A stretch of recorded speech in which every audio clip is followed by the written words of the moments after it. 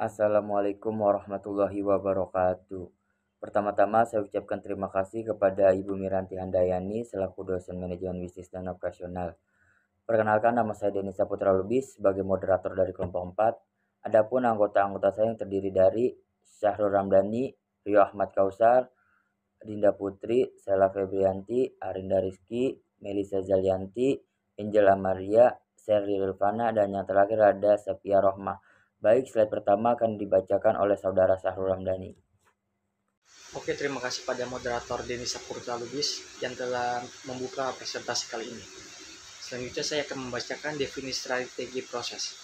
Strategi proses adalah rencana atau pendekatan jangka panjang yang dirancang untuk mengatur dan mengelola proses produksi suatu perusahaan dengan tujuan mencapai tujuan tertentu, seperti meningkatkan efisiensi, mengurangi biaya, atau meningkatkan kualitas produk.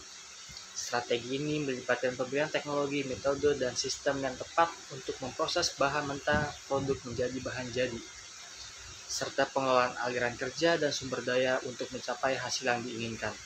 Selanjutnya akan dibacakan oleh saudara Rio Ahmad Kausar. Selanjutnya di sini saya akan membacakan mengenai tujuan strategi proses. Tujuan strategi proses adalah menemukan suatu cara memproduksi barang dan jasa yang memenuhi persyaratan dari pelanggan dan spesifikasi produk yang ada dalam batasan biaya dan batasan manajerial lainnya. Proses yang dipilih akan berdampak jangka panjang terhadap efisiensi dan produksi, serta fleksibilitas, biaya, dan kualitas barang yang diproduksi. Lalu ada pihak yang terlibat, yaitu penanganan bahan baku, penanganan teknologi, penanganan tenaga kerja, dan metode. Selanjutnya akan dibacakan oleh Seli Febrianti. Baik, selanjutnya adalah definisi teknologi. Secara umum, teknologi dapat didefinisikan sebagai entitas, benda maupun tak benda yang diciptakan secara terpadu melalui perbuatan dan pemikiran untuk mencapai suatu nilai. Dalam penggunaan ini, teknologi merujuk pada alat dan mesin yang dapat digunakan untuk menyelesaikan masalah-masalah di dunia nyata. Selanjutnya, jenis-jenis teknologi. Yang pertama ada teknologi tradisional, yaitu pengolahan produksi yang dilakukan dengan menggunakan tangan atau handmade yang lebih dominan, sedangkan peralatan yang digunakan sangat sederhana. Yang kedua ada teknologi mekanik, merupakan teknologi yang menggunakan energi listrik. Dan yang terakhir ada otomatisi, merupakan teknologi maju yang telah menggunakan komputer. Slide selanjutnya akan dibacakan oleh Dinda. Jenis teknologi berbasis komputer. Terdapat berbagai jenis teknologi berbasis komputer, yaitu komputer pribadi, jaringan komputer, sistem operasi, aplikasi perangkat lunak, cloud computing, kecerdasan buatan, Internet of Things, dan teknologi kuantum. Manfaat CAD dan CAM. Manfaat dan keunggulan dari teknologi CAD dan CAM yang dapat menciptakan unggulan bersaing adalah sebagai berikut: respon cepat, desain manufaktur yang lebih fleksibel dan besar, meningkatkan mutu produk dan menurunkan biaya produksi per unit, mengurangi kebutuhan untuk membuat prototipe fisik, efisien penggunaan ahli yang langka. Terima kasih. Selanjutnya akan dibacakan oleh Melisa. Baik, terima kasih Saudari Dinda. Selanjutnya saya akan menjelaskan 3 era teknologi. Yang pertama, ada era teknologi industrial. Era ini dimulai pada tahun 1760 dengan penggunaan mesin yang diproduksi di pabrik-pabrik. Mesin-mesin ini mempermudah proses produksi dan mempercepat pengembangan industri. Yang kedua adalah era teknologi informasi. Era ini dimulai pada tahun 1950-an dengan pengembangan komputer yang mampu mengelola dan menyimpan data. Era ini meningkatkan efisiensi dan efektivitas dalam proses informasi. Yang ketiga adalah era teknologi digital. Era ini dimulai pada tahun 1980-an dengan pengembangan teknologi komputer yang mampu mengubah data menjadi informasi yang dapat dilihat dan diterima oleh manusia. Era ini mempercepat proses informasi dan mempermudah komunikasi antar manusia. Era-era teknologi ini terus berkembang dan mempengaruhi setiap aspek kehidupan manusia, dari proses produksi, informasi, hingga komunikasi. Selanjutnya akan dijelaskan oleh Saudari Arin. Strategi proses dapat dikelompokkan menjadi beberapa jenis, yaitu yang pertama ada fokus pada proses, fasilitas produksi yang diorganisasikan di sekitar proses-proses untuk memfasilitasi produksi bervolume rendah, tetapi keamanannya tinggi. Yang kedua, fokus berulang, proses produksi yang terfokus pada produk yang menggunakan modul yang sering berada dalam proses yang kontinu. Yang ketiga ada fokus pada produk, proses yang memiliki fokus tinggi dan variasi yang rendah disebut juga proses kontinu. Yang ketiga ada masa customization, yaitu pembuatan produk, barang, dan jasa yang dapat memenuhi keinginan konsumen yang semakin unik secara cepat dan murah. Selanjutnya adalah perbandingan 4 strategi proses. Yang pertama ada fokus proses.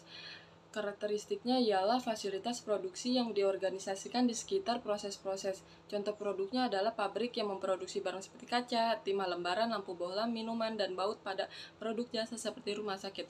Yang kedua adalah fokus berulang. Karakteristiknya ialah proses produksi yang sering menggunakan modul. Contoh produknya adalah proses yang berkelanjutan seperti perakitan mobil, peralatan rumah, dan lain-lain. Yang ketiga ada fokus produk. Karakteristiknya ialah proses yang memiliki volume dan variasi yang rendah. Contoh produknya adalah gelas, kertas, lembar seng, bohlam, bir, dan keripik kentang. Yang keempat ada kustomisasi massal. Karakteristiknya ialah kustomisasi massal atau build to order. Contoh produknya adalah produk yang dibuat sesuai pesanan seperti kendaraan bermotor, peralatan rumah, dan lain-lain. Selanjutnya akan dibacakan oleh Saudari Angel. Terima kasih Arin. Selanjutnya saya akan membacakan pemilihan proses produksi. Pemilihan proses produksi adalah proses pengambilan keputusan untuk memilih metode atau teknik produksi yang paling sesuai untuk membuat suatu produk atau jasa. Keputusan ini didasarkan pada berbagai faktor. Yang pertama seperti biaya produksi, waktu produksi, kualitas produk, kendala proses, dan fleksibilitas produksi. Dan faktor-faktor lain yang memengaruhi efisiensi dan efektivitas produksi. Pemilihan proses produksi yang tepat dapat membantu perusahaan mencapai tujuan produksi mereka dengan lebih baik, seperti mengurangi biaya, meningkatkan kualitas, dan mempercepat waktu produksi. Rekayasa ulang proses. Pengertiannya, rekayasa ulang proses dalam strategi proses merupakan proses mengubah proses bisnis yang ada menjadi proses yang lebih efektif, efisien, dan fleksibel.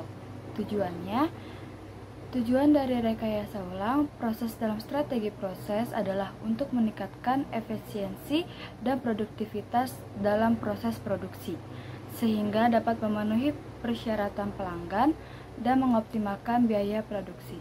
Slide selanjutnya akan dibacakan oleh Shirley. Baik, terima kasih Saudari Angel. Selanjutnya saya akan menjelaskan tentang pengelolaan jasa. Proses jasa dapat digambarkan dalam matriks proses jasa yang menunjukkan hubungan antara tingkat interaksi konsumen dan kustomisasi dengan derajat intensitas tenaga kerja. Matriks terbagi menjadi 4 kuadran antara lain. Yang pertama, mass service atau jasa massal, yaitu tidak berbeda dari lingkungan yang padat, pelanggan akan menerima jasa yang tidak berbeda. Yang kedua, professional service atau jasa profesional, yaitu pelanggan akan diberikan perhatian yang khusus dan spesifik.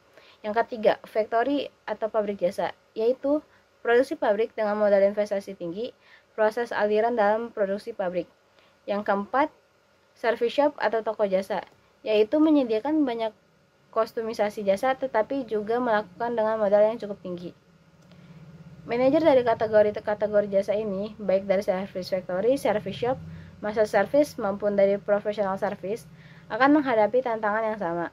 Misalnya jasa yang kebutuhan modal yang tinggi, seperti penerbangan dan rumah sakit, membutuhkan pemantauan terhadap teknologi yang akan dipakai untuk memenangkan persaingan. Manajer dari jasa yang padat karya seperti pengobatan atau profesional hukum harus berkonsentrasi penuh pada kebutuhan pelanggan. Slide selanjutnya yaitu desain proses jasa. Proses desain atau perancangan sistem penyampaian jasa merupakan suatu proses kreatif yang diawali dengan menyusun tujuan jasa. Dari tujuan itu, didefinisikan dan dianalisis semua alternatif yang dapat digunakan untuk mewujudkannya. Kemudian, dilakukan seleksi dan pemilihan alternatif yang sesuai. Umumnya, desain sistem penyampaian jasa mencakup aspek lokasi fasilitas, tata letak fasilitas, desain pekerjaan, keterlibatan pelanggan, dan pemilihan peralatan serta kapasitas jasa.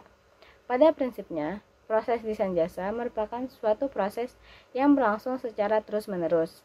Apabila sudah diimplementasikan, maka segala macam modifikasi dapat saja dilakukan dalam rangka menyesuaikan diri dengan perkembangan dan perubahan yang terjadi. Baik, terima kasih Saudari Sherly Rilvana. Saya akan melanjutkan. Teknologi produksi. Teknologi produksi dalam strategi proses melibatkan penggunaan teknologi canggih seperti otomatisasi, robotika, dan sistem informasi untuk meningkatkan efisiensi, kualitas, dan fleksibilitas dalam proses produksi. Teknologi produksi membantu organisasi mengurangi biaya produksi dan merespon dengan lebih cepat terhadap perubahan pasar. Teknologi jasa. Teknologi jasa merujuk pada pemanfaatan teknologi informasi dan komunikasi untuk meningkatkan efisiensi, kualitas, dan aksesibilitas dalam penyediaan layanan jasa. Contoh teknologi jasa termasuk 1. Sistem manajemen pelanggan atau CRM. 2. Pemesanan dan reservasi online. 3. Layanan pelanggan berbasis chat. 4. Telemedicine. 5. Pembayaran digital. Dan terakhir, pendidikan online. Baik, terima kasih. Saya kembalikan kepada moderator. Baik, terima kasih kepada Saudara Sepi Rohmah dan para anggota lain yang telah membagikan presentasi kali ini. Dan sampailah kita di ujung presentasi kali ini. Saya selaku moderator mengucapkan terima kasih dan mohon maaf jika ada kalimat yang kurang sempurna. Kurang lebihnya mohon maaf. Wassalamualaikum warahmatullahi wabarakatuh.